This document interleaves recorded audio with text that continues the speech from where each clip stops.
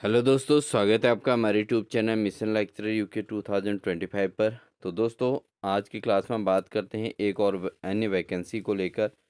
तो दोस्तों, ये जो वैकेंसी निकली हुई है ये निकली है टिहरी गढ़वाल में। ठीक है, तो अशासकीय विद्यालय में वैकेंसी है। तो ये जो है स्थायी नौकरी होती है दोस्तों, और इसमें सभी प्रकार की वो सारी चीज़ें देखने को मिलती हैं जो राजकीय विद्यालयों में अध्यापकों के लिए होती हैं। तो किन-किन सब्जेक्ट्स में इसमें वैकेंसीज़ निकली हैं और किस तरीके से इसमें आवेदन करना है, वो सारी बातें आपको इसमें डिटेल पूरा समझाते हैं। और आप लोग आवेदन करें, इसके लिए आपको पूरा जो है यहाँ पे गाइडेंस किया जाएगा। तो इसमें जो वैकेंसी निकली है दोस्तों, सबसे पहले आप देख लीजिएगा 21 फरवरी यानी कि आज ही की डेट में ये वैकेंसी निकली हुई है। और विज्ञापन संख्या इसका इस प्रकार से है 2025 टू 26। तो ये आपको दोनों चीज़ों की सख्त ज़रूरत पड़ने वाली है। और इसमें ये जो वैकेंसी है ये है कार्यालय प्रबंधक इंटरमीडिएट कॉलेज श्री नवजीवन आश्रम गुत्तू भिलंग यानी कि टिहरी गढ़वाल के अंतर्गत ये वैकेंसी निकली हुई है। तो इंटरमीडिएट कॉलेज श्री नवजीवन आश्रम गुत्तू भिलंग में है ये। ठीक है, टिहरी गढ़वाल के अंतर्गत ये आता है। विज्ञप्ति जारी हुई है और ये लेटेस्ट विज्ञप्ति है दोस्तों।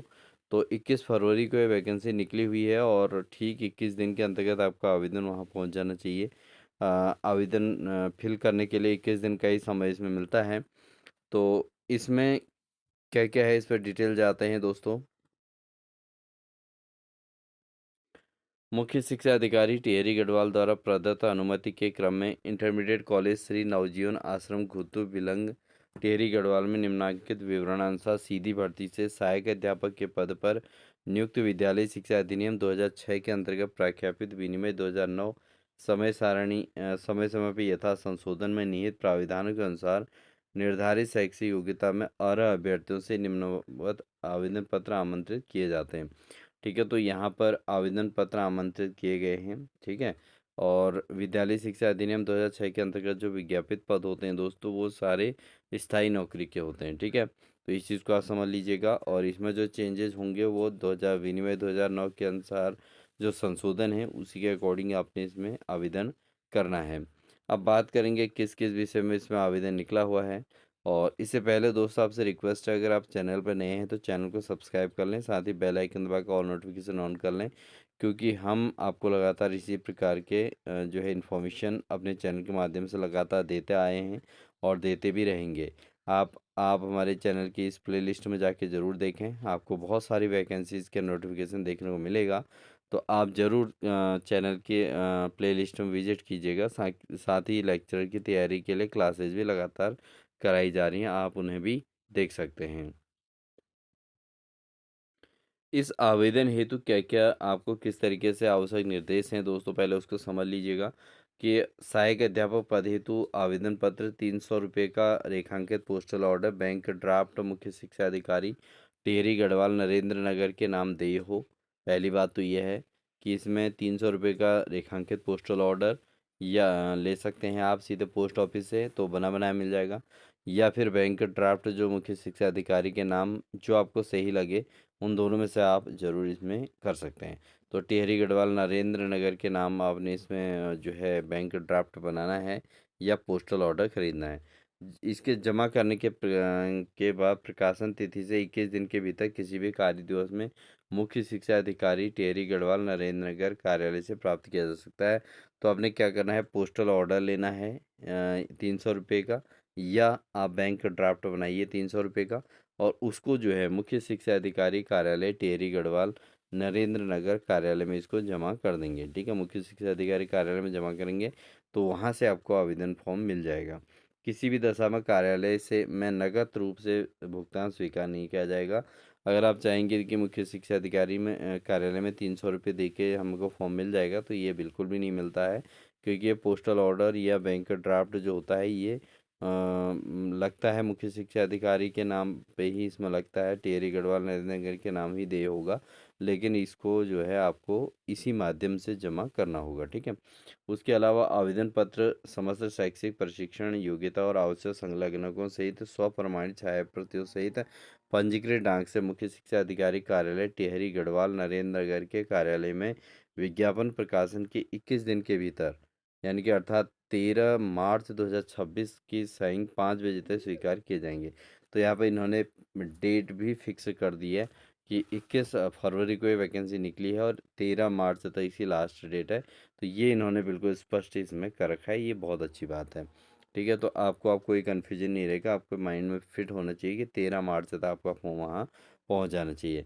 और मेन पॉइंट आपका था, मैं आपको बता रहा हूँ कि लिफाफे के दाएं बाईं ओर पद का नाम और विषय और दाईं ओर विद्यालय का नाम अवश्य अंकित किया जाना है। यानी कि आप जब फॉर्म को भरोगे तो उसमें आप किस पद के लिए आवेदन कर रहे हैं, बाईं ओर आपने पद का नाम लिखना है लिफाफे में, जो बाहर से आप लिफाफा लगाएंगे, डॉक्यूमेंट्स जो है फॉर्म के अंदर डालेंगे। और उसके बाद लिफाफे के बाईं ओर पद का नाम लिखना है, वह विषय लिखना है, और जो दाईं ओर होगा उसमें विद्यालय का नाम अवश्य लिख देना है। आपने स्केच पेन से बड़े अक्षर में आप लिख सकते हैं। ठीक है, उपयुक्त पद हेतु अभ्यर्थी को न्यूनतम 21 वर्ष और 42 वर्ष के बीच का उसका एज होना चाहिए। और आरक्षित श्रेणी के लिए संबंधित जो नियमानुसार जो छूट होती है उसको वो छूट दी होती है। यानी कि जो 5 साल की जो छूट होती है वो आपको पता ही होगा, है ना। आरक्षण की श्रेणी के अकॉर्डिंग होती हैं, तो आप उसको देख लीजिएगा। जो आपके कंटिन्यू बनता आया है आरक्षण का, वही इसमें भी लागू होता है। ठीक है, लेकिन वैसे जनरल के लिए 21 से लेकर 42 वर्ष तक की एज इसमें फिक्स होती है। इसके अलावा आप इसमें जो है अन्य इन्फॉर्मेशन क्या है कि विज्ञापन समाचार पत्र में प्रकाशित होने की तिथि से पूर्व अभ्यर्थी का उत्तराखंड के किसी सेवायोजन कार्यालय में नाम पंजीकृत होना जरूरी है। तो इसमें क्या है कि सेवायोजन एम्प्लॉयमेंट ऑफिस में नाम होना जरूरी है। पंजीयन प्रमाण पत्र की छायाप्रति संलग्न करें और आवेदक के पूर्व से सेवायोजित होने की स्थिति में संबंधित विभाग का अनापत्ति प्रमाण पत्र की प्रति अनिवार्यता संलग्न करें।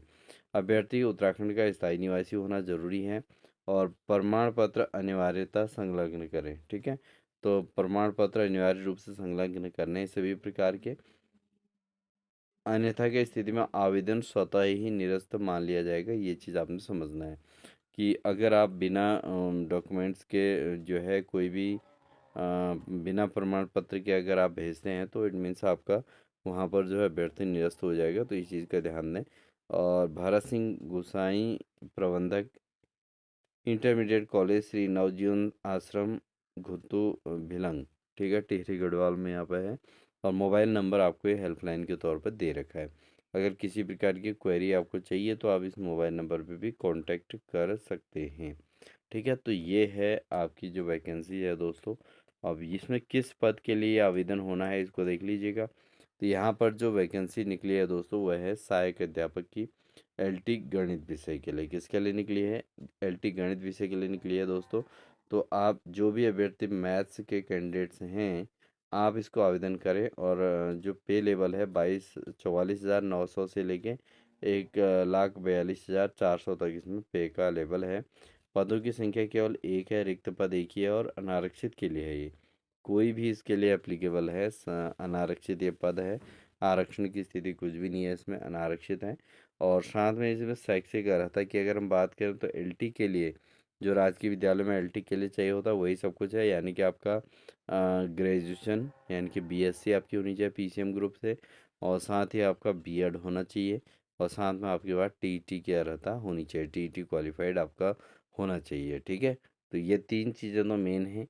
बाकी अन्य चीज़ें आपको लगानी हैं वो चीज़ समझ सकते हैं, हाई स्कूल इंटर वगैरह। बाकी अन्य योग्यताएं जो भी आपके पास हैं आप लगाएंगे ही उसको ऑब्वियसली। तो ये सारी चीज़ें हैं, मतलब मेन योग्यता क्या क्या है, ग्रेजुएशन ज़रूरी है पीसीएम ग्रुप के साथ, और साथ ही आपका बीएड कंपलसरी है, और टीटी 2 आपका क्लियर होना ज़रूरी है। तो तब आप इसके लिए आवेदन कर सकते हैं। तो ये है दोस्तों इन्फॉर्मेशन। और इस तरीके से आप देख सकते हैं ये पूरा का पूरा फॉर्म इसमें निकला हुआ है, विज्ञप्ति पूरी निकली हुई है काफ़ी अच्छे तरीके से। और 21 तारीख को ही आपको ये इन्फॉर्मेशन हमने दे दी है। अब आप इसके लिए फॉर्म भरने के लिए पूरा अपना लगा लीजिएगा। और 13 मार्च इसकी लास्ट डेट है, इस चीज़ को भी समझ लीजिएगा। ठीक है, 13 मार्च इसकी अंतिम तिथि है, इसको भी आप ध्यान से देख लें। और ज़रूर आवेदन करें, फॉर्म भरें और अपना सिलेक्शन ले लें जिस तरीके से भी हो, है ना। मेरिट बनती है इसमें, टॉप 7 की रैंक आती है। और टॉप 7 जो होते हैं उनको इंटरव्यू के लिए बुलाया जाता है, और उनमें से किसी एक का चयन फाइनल सिलेक्शन के तौर पे लिया जाता है। ठीक है, तो ये चीज़ें इसके अंतर्गत फाइनली मैंने आपको बता दी कि आपने सबने आवेदन करना है, जो भी आवेदन कर सकें, और फिर मेरिट बनती है। मेरिट के आधार पर टॉप 7 निकाले जाते हैं। टॉप 7 निकालने के बाद उनका इंटरव्यू होता है और उन टॉप 7 में से भी किसी एक का सिलेक्शन इस पद पर होता है। तो ये इसकी प्रोसेस होती है। बाकी अन्य क्या ही कहें, बाकी आप अप्लाई करिएगा, आवेदन करिएगा और सिलेक्शन आप ले सकते हैं। तो मिलते हैं आपको नेक्स्ट इन्फॉर्मेशन के साथ दोस्तों। तब तक के लिए अपना ध्यान रखिए। Wish you all the best.